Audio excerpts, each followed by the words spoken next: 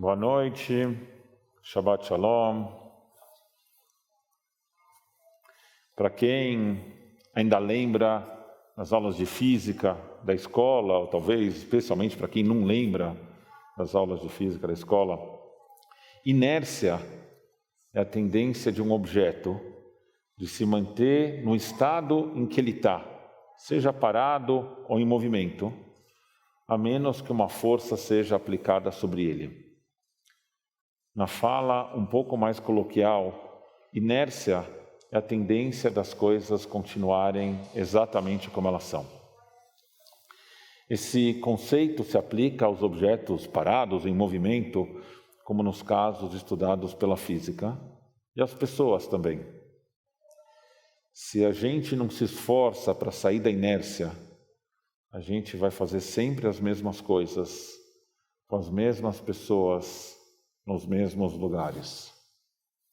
Pelas leis da inércia, Avram e Sarai, os nossos primeiros patriarcas e matriarca, teriam continuado a viver em Ur-Kasdim, ou se mantido em Haran, onde eles pararam no meio da viagem. Eles saíram de Ur-Kasdim, na Mesopotâmia, em direção a Canaã, na terra de Israel. No meio do caminho, pararam em Haran. Lech Lechá, o chamado divino que convocou Avram e Sarai a abandonarem a sua terra, o lugar em que tinham nascido e as casas dos seus pais. Foi provavelmente a força que rompeu com a inércia e fez com que eles transformassem radicalmente as suas realidades. Não fosse esse chamado, provavelmente Avram e Sarai teriam continuado a viver em Haran, onde Terah, o pai de Avram, tinha falecido no meio da viagem. Outro lugar onde a ideia de inércia se aplica é na nossa autopercepção. A gente congela conceitos que um dia foram verdadeiros e muitas vezes nós não nos damos conta quando as coisas mudam radicalmente. Eu estou vendo aqui o Gui, que hoje é aniversário dele. O Gui coordena o grupo de jovens adultos da CIP, o MOVE 2035. Tem esse nome porque vai de 20 a 35. Sempre que eu escuto, eu penso, eu estou totalmente dentro. Aos 25 anos que eu tenho, não tenho problema nenhum de estar no grupo de jovens adultos. Eu me olho no espelho e me dou conta de que já não é mais assim. Também, quando a gente imagina a nossa capacidade física para quem está envelhecendo, ou a relação que a gente tem com algumas pessoas, quantas vezes a gente não fala sobre alguém com quem a gente não fala há anos?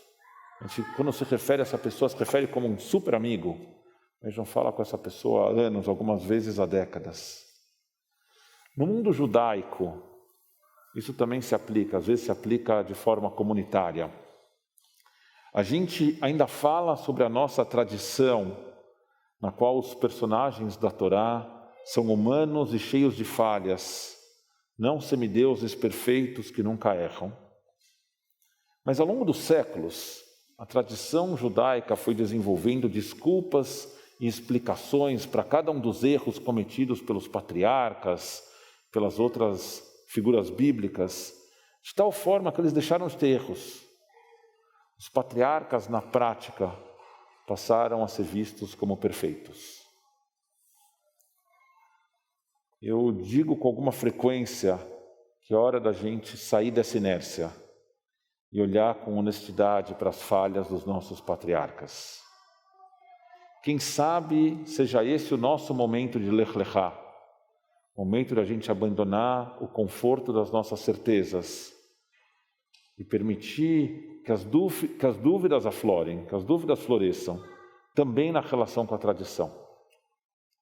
Na paraxá dessa semana, depois de chegarem à terra de Canaã, Avram e Sarai enfrentam uma seca, uma fome.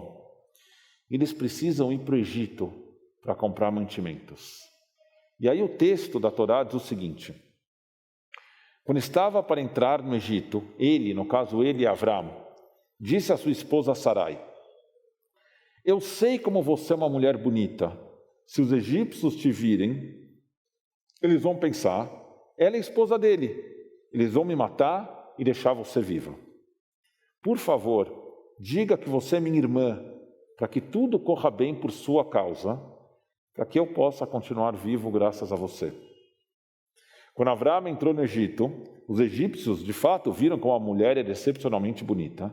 Os cortesãos do faraó a viram e elogiaram ao faraó, e a mulher foi levada ao palácio do faraó. A mulher, no caso, é Sarai, a esposa de Avram.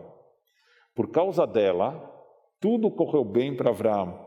Ele adquiriu ovelhas, bois, jumentos, escravos e escravas, jumentas e camelos. Ou seja, Avram colocou a sua esposa Sarai em risco para salvar a própria pele. Pelos versículos seguintes dessa passagem que eu li, a impressão que a gente tem é que o faraó, de fato, tomou Sarai para sua esposa. A objetificação da mulher, tanto por Avram quanto pelo faraó, fica clara nessa história. Nesse episódio, a gente não escuta a voz de Sarai, a gente só escuta as palavras de Avram e do faraó.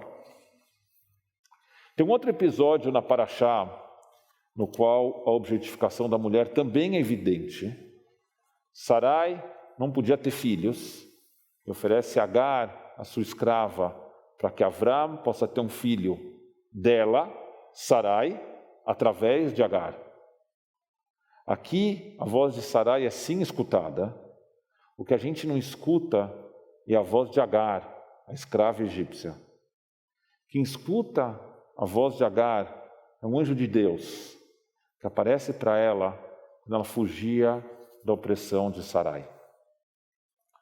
Como a gente pode continuar lendo essas passagens, ano após ano, sem a devida crítica, sem que a gente tente fazer algum tipo de tikkun, algum tipo de conserto, ainda que um tikkun tardio, às realidades que esses textos descrevem?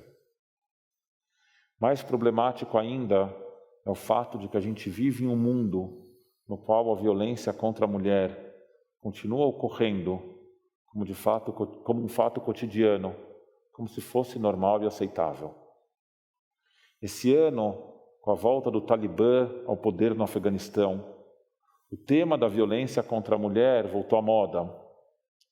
Lá no Afeganistão, uma série de atos contra a liberdade feminina foram adotados, incluindo o fechamento de abrigos para vítimas de violência doméstica e a severa limitação do acesso que as meninas podiam ter à educação. Mas será muito fácil a gente se esconder através da realidade do Afeganistão e apontar só para fora quando a gente pensa na questão da violência contra as mulheres, quando o assunto aqui no nosso Brasil é tão sério. De acordo com o 14º Anuário Brasileiro de Segurança Pública, uma mulher é violentada no Brasil a cada 10 minutos. A edição anterior do anuário, a 13ª edição, indicava que em 2018, 3 mulheres foram vítimas de feminicídio a cada dia. 61% delas negras. O companheiro ou ex-companheiro foi o responsável pelo ato em 88,8% dos casos. De acordo com uma pesquisa feita pelos institutos Patrícia Galvão e Locomotiva, 97% das mulheres já foram vítimas de assédio em meios de transporte. Se vocês pararem para pensar, se 97% das mulheres já foram vítimas de assédio em meios de transporte, quem comete o assédio? Será que isso quer dizer que 97% dos homens cometem assédio em meios de transporte?